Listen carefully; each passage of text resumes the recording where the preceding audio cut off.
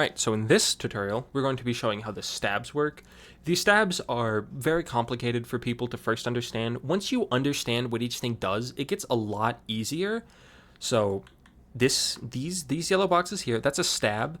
If you have a sword, you're going to want to add a stab object. What I recommend, if you're actually missing a stab object, is to go to the scabbard sword, right click, copy component, and then go back to your weapon, open it, and then just right click another script and then hit paste component as new.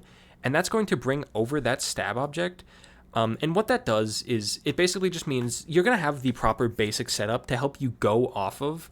And there's not going to be any missing things that you'll need. All you're going to have to do is just move over the interact base. So what you can do, you're in your weapon, you're just going to grab the root and move it into that interact base, and that's going to put in the correct thing.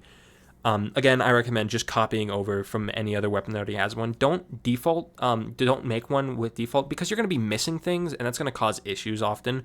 So just copy over. Okay, the stabs. So first I'm going to explain what everything in this is. We're going to delete the other two, these two here, and we're just going to do one. So I'm going to go over everything, explain what they are in detail, because if you don't know, you're not going to understand what you're doing. You're just going to be guessing. So first off, the forward, the thickness, and the width, those are just the forward, the up, and the right, or X, Y, and Z. So we have X, or width, that's the right and left. You have the width, that's Y, up and down. And then you have the forward, that's forward, or Z, and that's just the forward. Those go off the forward, geo forward. So like if I then switch this to have my forward be 1, if I then move 1, you can see it's the forward distance, it's moving in that direction now. So imagine these as, again, your local directions, as explained in the first tutorial. As these rotate, that's basically how this rotates. You see these axes is rotating when I rotate it because I'm in local. As I rotate this, it acts the same. So this is 1. Now our forward is this way. But if this is this, our forward is straight up. That is how the forward direction works. All right, next up, the geo point. That's where it is. So that's where this origin starts. You just move it around wherever you want. Like if you want the whole box to be at the start, you can. Just like for the tip, you just put it at the tip. And that's just where it is. If you need to move it to like a weird point, like if I have like a scythe with a weird point tip, I can change my forward to be here. And then I can move it, over, move it up. Like let's say the scythe is doing, like this. So now we have our thing properly aligned. It's just to move it around. That and the forward work well to just get the proper position and rotation. These are basically acting like the transform up here with the weapon. With these acting kind of like the scale for this box. So next up, geo thick. That is where like the thickness is, where the up and down is. You're going to want that to be 1 on Y, most likely. Unless you've messed something up, you have weird rotation again. You're going to need to set that to Y so that it knows which way is up. And that's mainly for slashes, but always just have it be where the width is aligned with or the thickness is aligned with, up and down. So the flat part of the blade. Slice direction. This is how the slide moves. So if I have a sideways slice, then I'm going to need, let me pull this back a bit. So if I have a sideways slice, then I might want it to, while it can go up and down this way, I might want it to also slide this way. So what I would do is set my slide direction to 1 here. Well, actually, that would be the sideways, so that would be the 1, because again, these are local. So that would go, now let me slide this way, but also left and right. And that, it depends on what you're making. Sometimes it'll feel nicer, sometimes it'll just feel odd. But that's what that is. Next up, stab min. That's this line here, the red.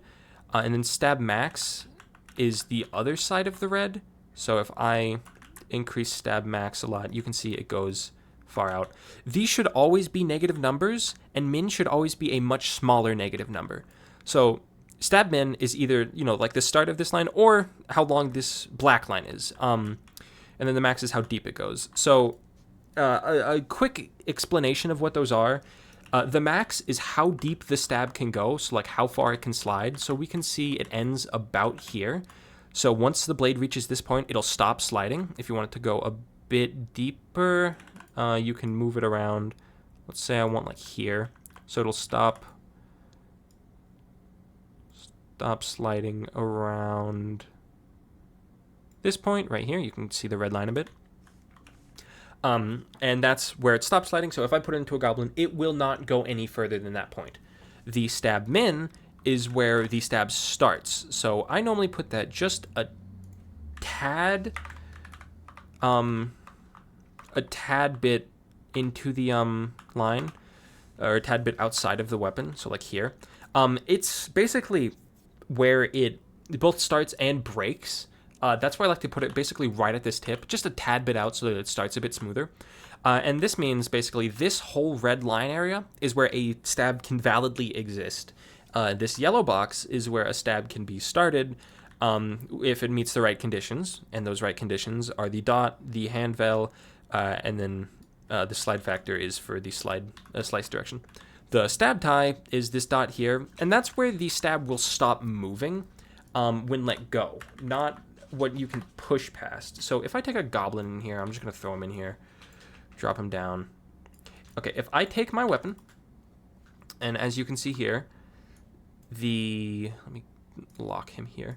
As you can see here, this is the stab dot. Well, the stab goes all the way to here. If I move my goblin backwards, I can stab along this hole, and I could get to about here, when it will force the stop because the stab stops about here. So it'll stop right here. But the stab tie is when you let go of the stab. So when I stab into him and I let go, the blade will slowly slide along, if it's facing downwards, until it hits that tie, acting as basically the stop here, but a soft stop just for its sliding. If I then push the sword a bit deeper into the goblin, the stab tie will try to neutralize it after you let go, and it'll try to push the goblin, or the sword, it'll push the sword back out to about that point. That's just where the stab will stop sliding once you let go of it. Stab dot, this is the direction. So a dot in Unity is basically the angle, with 0 being a 180 degree angle and 1 being a perfect match. The dot, this 0.5 here, that doesn't, I don't think that equals like 90, because dot is weird. But basically, it means we have to be within this specific angle detection for this stab to work. If you want it to be more precise, you can raise the dot. If you want it to be like insanely easy to start it, like you just touch it while it's mildly facing the right direction, you can make it 0. But this is a good middle ground with the 0.5. But if you need to make it easier or harder, you can mess with that. The stab hand velocity square root, that is the speed you need to be stabbing. So if I want to jab really easily, and I want it to be like, I only need to be moving at 2 speed, I would put 4. This, again, it just makes it easier to start a stab. All of these default settings are default for a reason. Just keep it at like 10. That should be simple. Culls. These are just like what collider is allowed to start a stab. If you have like weird colliders, you have some that are dull, you have some that are sharp, but they're all like in this box. You can add in your collider into the cull list. And that'll be like, hey, this is the only one that can start a stab. If you don't have any, then it doesn't do anything. It'll just stab normally with all the colliders. But if you have like some you need to only have stab, then you just add them into the list. Right, next up is the side geo. This, if you just hover over it, it'll explain it.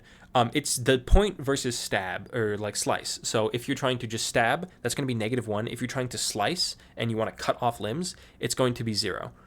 And then no stab out. Again, you can read it.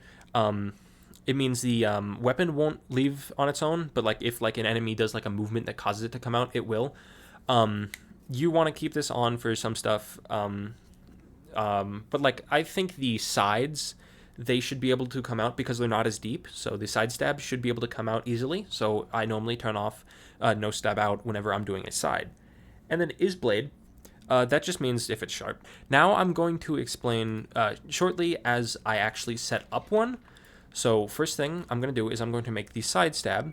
So hi Zag. So I'm going to make this have a forward of 1.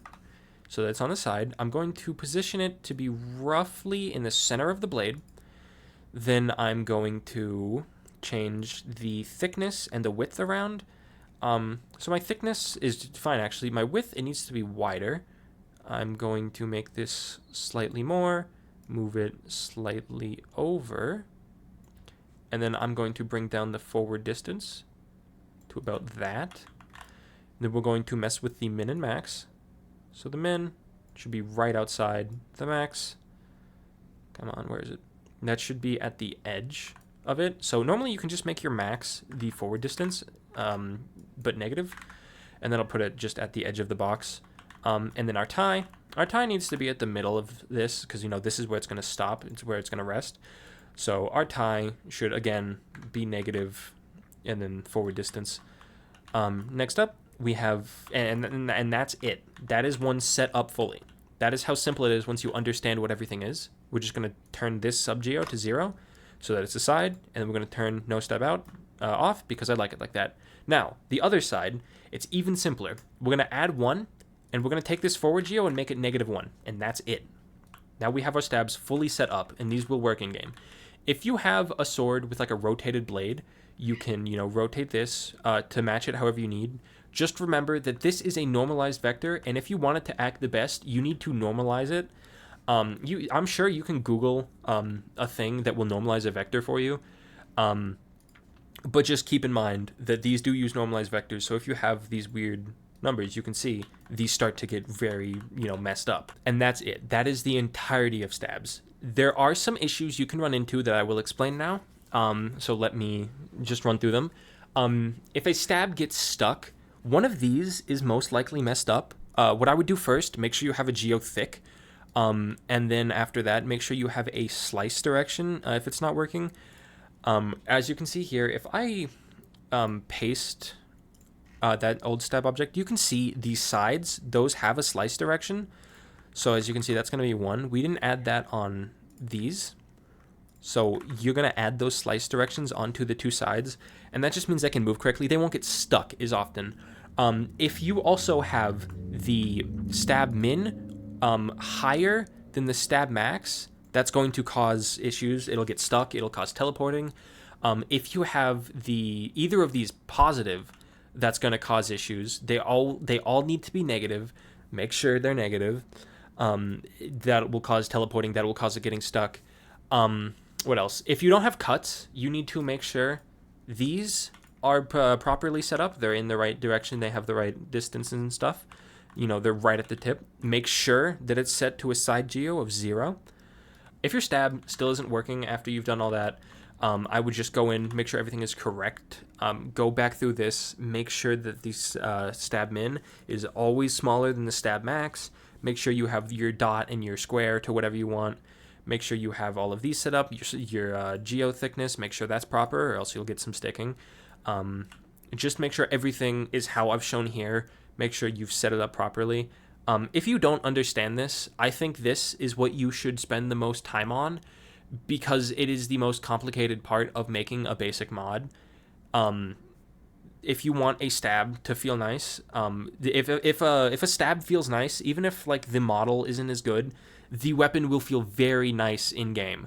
Like for an example, Death Toll, the model, it has very low quality textures, but these stabs are so good and it can slice throats so well that it is a really fun weapon. All right, that's the basics of stabs. That's everything you need to understand to make a good stab. So this in-game will feel really nice. Again, if you have any questions, Discord or leave them in the comment. I'll always be there to help. That's all for this. We are now going to go on to... Actually, I think we're done.